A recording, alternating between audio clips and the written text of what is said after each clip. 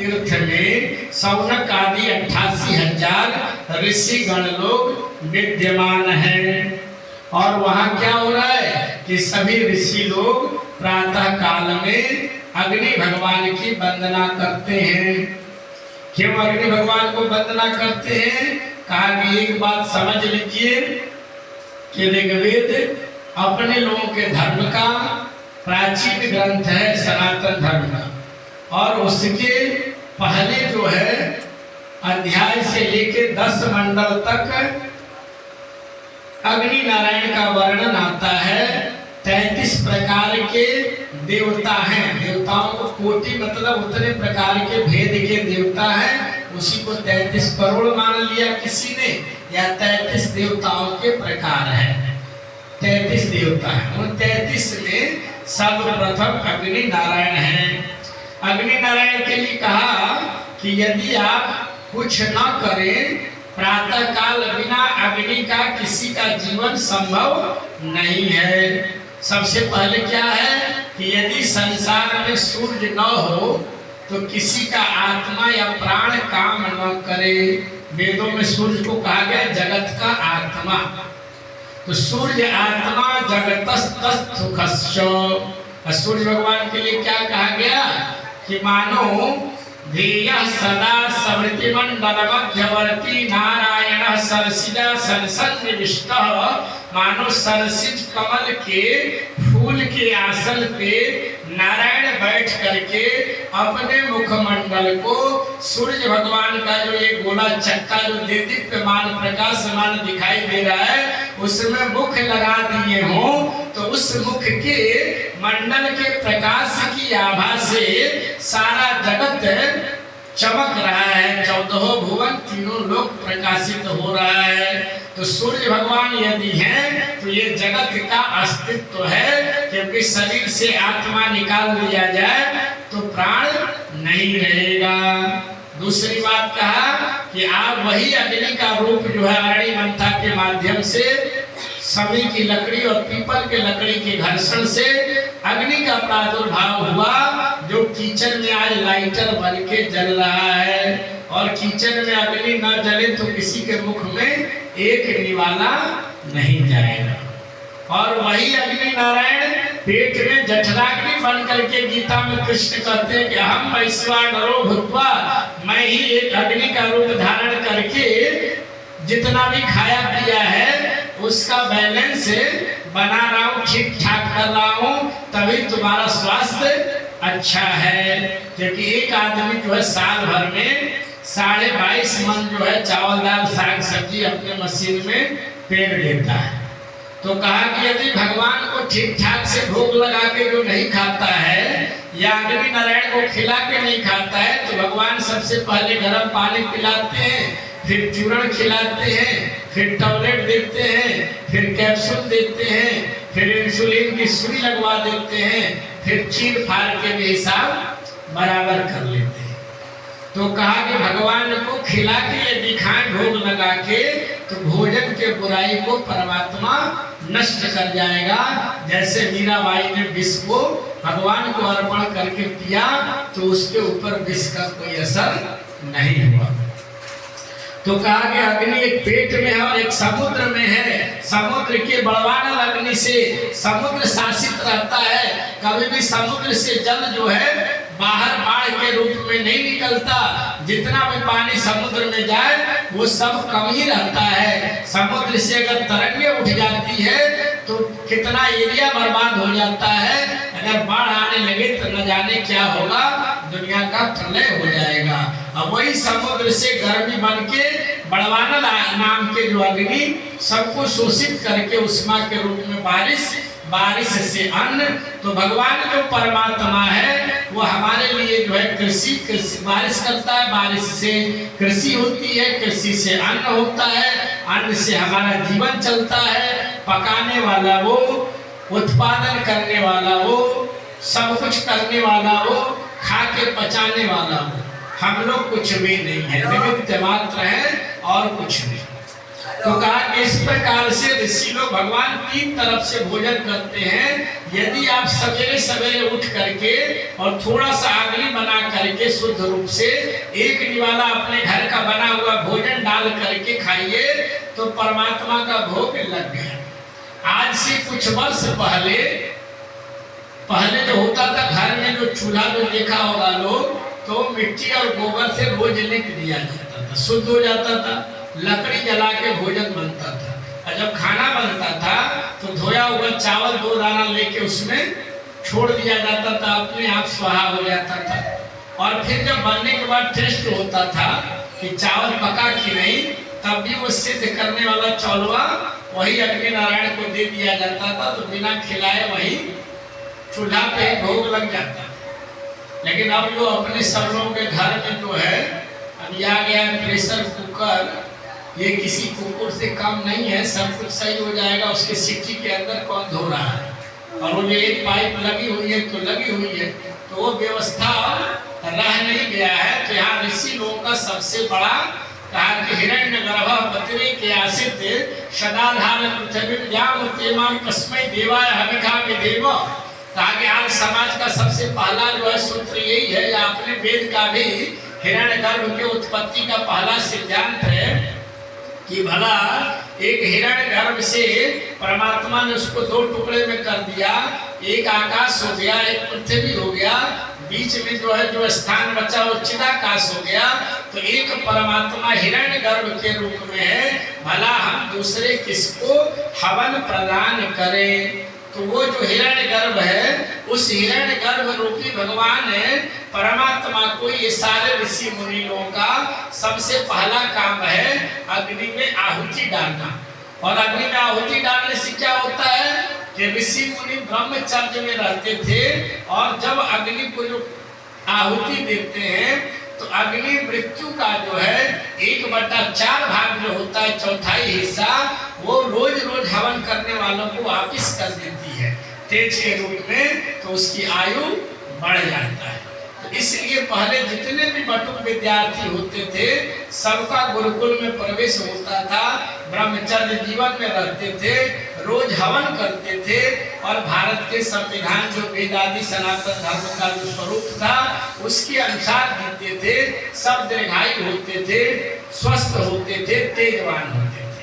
आज ऋषि मुनि लोग अपने नित्य नैमित्तिक कर्म से सत्संस्कार करके आहुति दे करके और निवृत्त होता है। मंच लगी हुई है, और मंच में कल ही बता दिया गया था महर्षि सूत जी सर्वधर्मों के जो है जानकार हैं, आयु में कम है, लेकिन वहाँ पे बड़े बड़े ज्ञानी लोग बैठे हुए हैं, और सौनक जी प्रश्न पूछने में कुशल हैं। फिर सौनक आदि ऋषि श्री सूत जी से प्रश्न करते हैं। ऋषि लोग बोलते हैं, क्या बोलते हैं कि तोया खलु पुराणानि सेतिहासानि चानघ आख्यातान्यप्यधीतानि सर्वशास्त्राणि यान्युतः। करेंगे हे महर्षि सूत जी, आप तो सर्वज्ञ हैं, लेकिन हम लोगों के मन में कुछ कामना है या शंका कह लीजिए, तो उस शंका और उस कामना का जो है आप समाधान करें।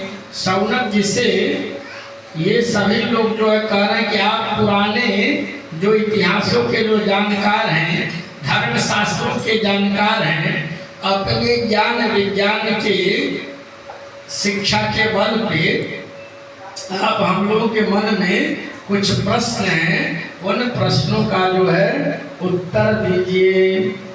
अब एक साथ जो है सौनक जी यहाँ पे भागवत में सबसे पहले श्री सूत जी से 6 प्रश्न उन्होंने किया है। पहला प्रश्न में जो है कह रहा पुंसाम एकांतता श्रेय तन्व संसित मरहसी। कह रहे हैं कि मनुष्य का जो आयु है वो सुना गया है कलयुग में कम है, तो स्वल्प आयु मनुष्य है, और शास्त्र पुराण इतने ज्यादा हैं कि जीवन भर यदि पढ़ा जाए तब भी जो है किताबों की कोई कमी नहीं है।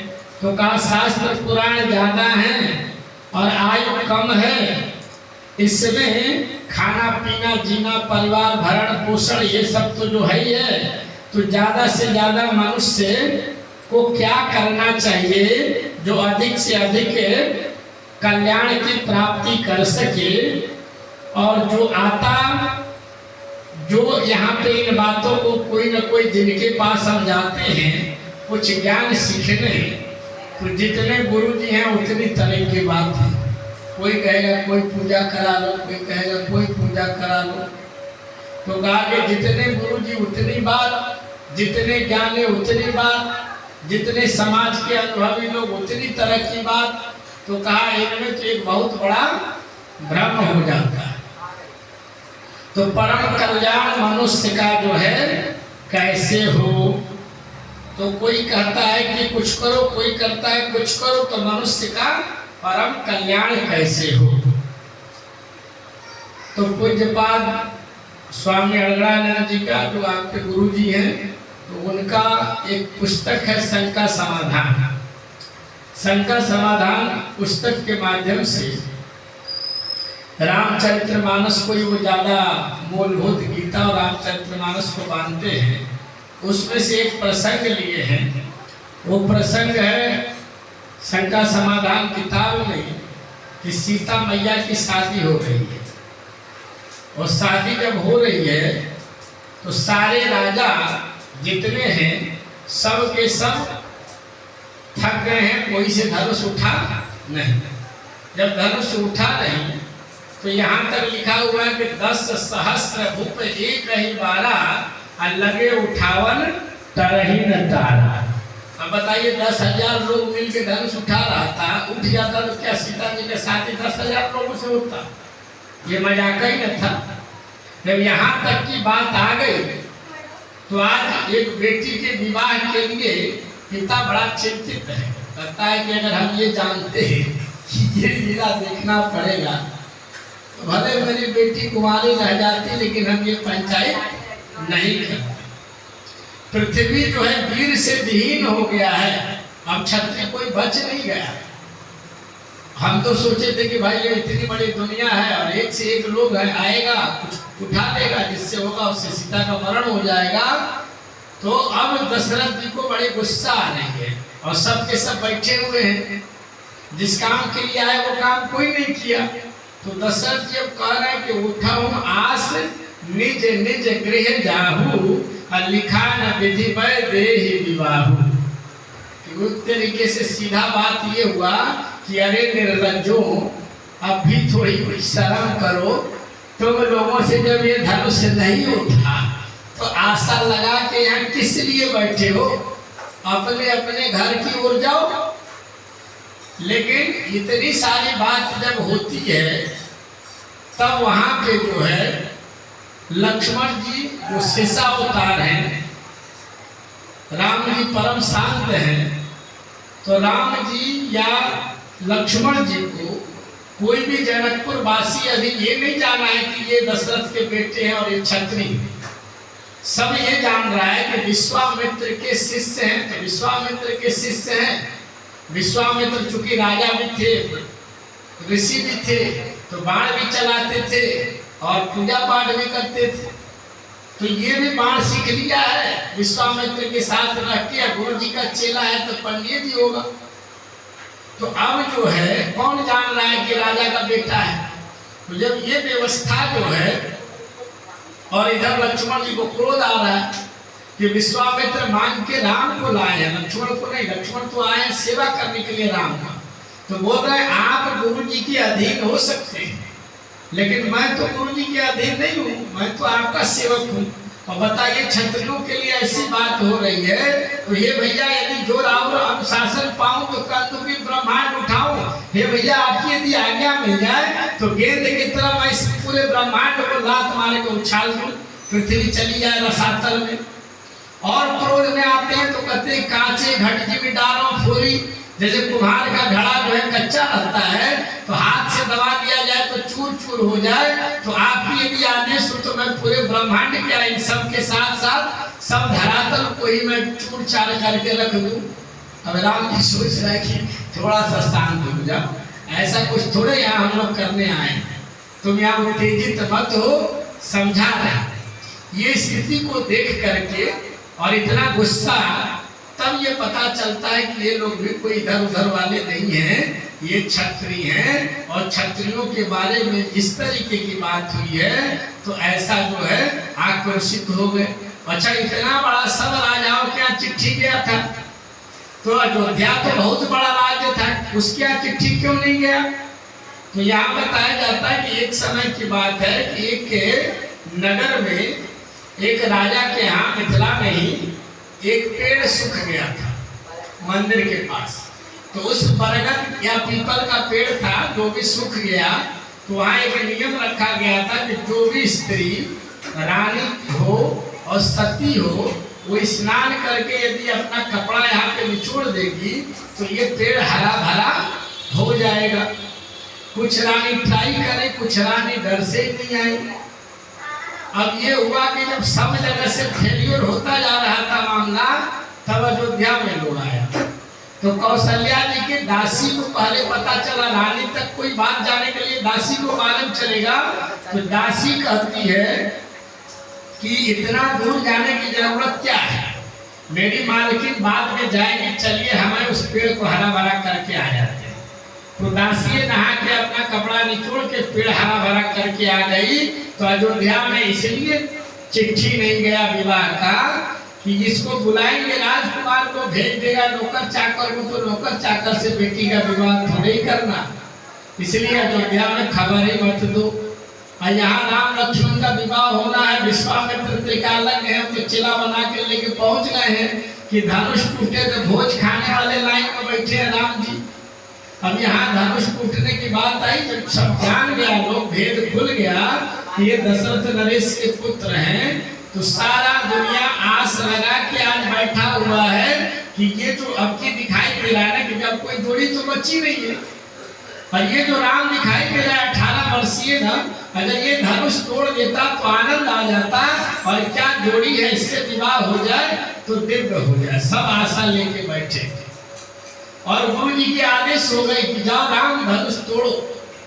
राम जी भाई, ये गुरु जी तो आदेश दे ही रहे हैं, लेकिन अपने जो कुलगुरु वशिष्ठ जी हैं तो गुरु प्रणाम मन ही मन किन्ना, और वहाँ वशिष्ठ जी को मन ही मन प्रणाम करके चले गए। लेकिन राम जी धनुष से नहीं तोड़े, क्या कर रहे हैं, खड़े होके देख रहे हैं तमाशा। तो कहा कि जगत जननी जगदम्बा जो पूरे दुनिया को मोह में डाली हुई है, वो आज खुद मोहित हो गई है, और अब वो देख रही है कि धनुष टूटने पे ही मेरा विवाह निश्चित है। तो बड़े इतने बड़े बड़े राजा आए और धनुष नहीं तोड़े, तो कहीं ये राम जी आकर के बहुत लोग धनुषा को प्रणाम करके पीछे से चला गया। तो कहा कहीं यह प्रणाम करके चला गया तो मेरा क्या होगा। तो यहाँ खाली धनुष को प्रणाम ही नहीं करना था, ये तो था कि धनुष उठाना था, प्रत्यंचा चढ़ाना था, तोड़ देना था, और ये कुछ कर ही नहीं रहा, चुप मार के खड़ा है। और परमात्मा जब तक आपको दुनिया के किसी न किसी व्यक्ति पे सहारा बना रहेगा, तब तक मेरा ठाकुर आपका कल्याण नहीं करेगा। तो कहा कि वो राम जी देख रहे कि सीता कर क्या रही है। तो आजकल जो है कुमारी लड़कियों की शादी जो नहीं होती है ना, तो तुलसीदास के रामायण में वो लिखा है, जो गौरी माँ का आराधना पार्वती जी ने की है, तो वहाँ पे सबसे पहले जो है शुरुआत होता है गणेश जी से। कोई भी पूजा होता है तो गणेश जी गणनायक वरदायक देवा, हे गणेश जी आप बड़े जल्दी खुश हो जाते हैं, आपको लड्डू बड़ा प्रिय है, तो रानी की बेटी है, वहाँ कौन लड्डू का कर गया, खूब खिलाई होगी हमारे आपसे ज्यादा, तो आज लड्डू का कर्जा उतार दीजिए और जल्दी से जल्दी मेरी ये धनुष तोड़वा के विवाह करा दीजिए। फिर विश्वास नहीं हुआ कि विवाह के मामले में गणेश जी बड़ा गड़बड़ देवता है। रिद्धि सिद्धि दोनों को रखा गया था कि जो परिक्रमा करके जब आएगा तो एक से एक भाई का विवाह होगा, एक से एक भाई का विवाह होगा। गणेश जी शॉर्टकट में माता पिता का परिक्रमा करके दोनों जने को सिंदूर लगा दिया। तो कहा पता चले एक की जगह पे दोनों से विवाह कर दिया। विवाह के मामले में ठीक ठाक व्यक्ति नहीं है, पता नहीं क्या करेंगे। तो जैसे रिमोट लेके टीवी देखा जाता है ना, तो कोई कोई का आदत है तुरंत तुरंत चैनल बदलता रहता है। तो चैनल बदल दिया गया, गणेश जी से बात चली गई पार्वती जी पे। पार्वती जी से हुआ कि पार्वती जी से भी ज्यादा सर्व देवता है शंकर जी।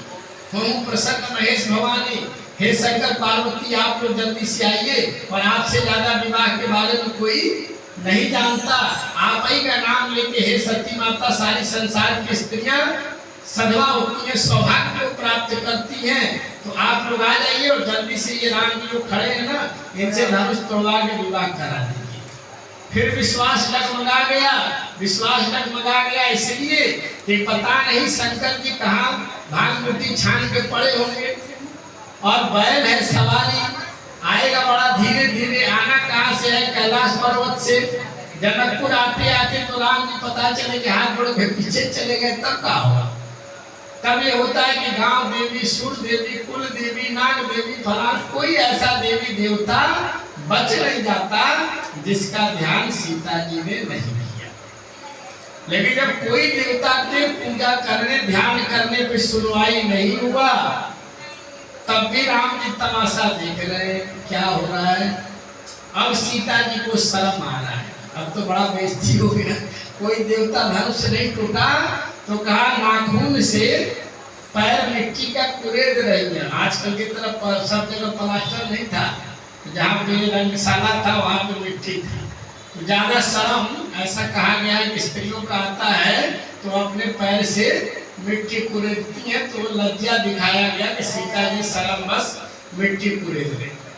अब क्या होता है, इतने के बावजूद सीता जी को अब एक आस बचा है, वो क्या है? तो धनुष। कह रहे हे धनुष तुम्हारे अधीन मेरा विवाह है, ये राम जी यदि उठाए ना तो तुम उठ जाना, और धनुष बाण चढ़ाए तो बाण पे चढ़ जाना, और टूटाए तो तुम टूट जाना। अब बोला कि देवताओं को तो भला कान था, धनुष निर्जीव है, जड़ है, और जड़ व्यक्ति कुछ सुन सकता है क्या? तो ये सिखाया जाता है, शिक्षा किया जाता है कि जो कामी व्यक्ति होता है, जो स्वार्थी होता है, वो अपने स्वार्थ में ये भी नहीं देखता कि हम किसी से जो मांग रहे हैं वो क्या मांग रहे हैं, किससे मांग रहे हैं। तो वो जड़ चेतन का भेद भूल गया, उसी पे मेघदूतम महाकाव्य बन गया है। कालिदास ने देखा कि सीता जी की बात जब धनुष सुन सकता है तो ये मेघ मेरा चिट्ठी नहीं पहुंचा सकता है क्या? तो मेघ ही को दूत बना दिया, डाकिया, और बना भेज दिया चिट्ठी। तो कोई भी शास्त्र जो होता है तो रामायण और पुराण से ही, महाभारत पुराण और रामचरितमानस वाल्मीकि के रामायण से ही सारे कथानक का जो है जन्म हुआ है। लेकिन राम जी कब तोड़े? जब सीता जी थक गई और उन्होंने ये कहा कि अब लगता है कि मेरा विवाह होना लिखा ही नहीं है। अब हे परमात्मा तुम जानो, तेरा काम जाने, अब मैं हार गई।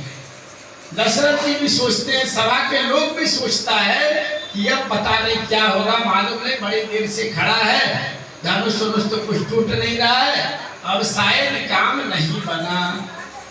जैसे ये सोच आती है, जहाँ मनुष्य का हार होता है वही परमात्मा का जीत होता है। तब राम जी ने क्षण भर में देर नहीं किया, लोग देखे देखे समझे समझे, तब तक वो धनुष भी उठ गया, प्रत्यंचा भी चढ़ गई और धनुष टूट टटा के रखा भी गया। तो वो बताया जा रहा है कि ये कोई ऐसा देवता, ये नहीं कहा गया कि मान लीजिए किसी अलग अलग देवता की पूजा मत करो।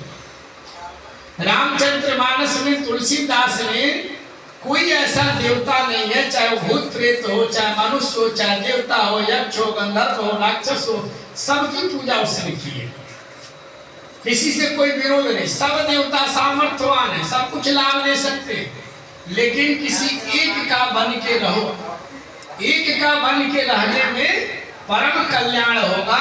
और चार जने के बन के रहने में, अब मालूम चला कि एक पंडित जी के चार चेले हैं, और एक पंडित जी को पता है कि वो उससे भी दिखा लेगा, वो उससे भी दिखा लेगा, उससे दिखा लेगा, तो होगा कि उसको तो हम नहीं मिलेंगे तो वो मिल ही जाएगा।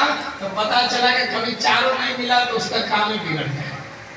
और जिसको मालूम रहेगा कि हमरे अलावा किसी को नहीं खोज सकता, तो उस पंडित जी को भी वो विवश होकर के उसके यहाँ टाइम पे जाना पड़ेगा। उसी तरह से ये परमात्मा की भी व्यवस्था है कि जब उसके यहाँ व्यक्ति एक बन करके आ जाता है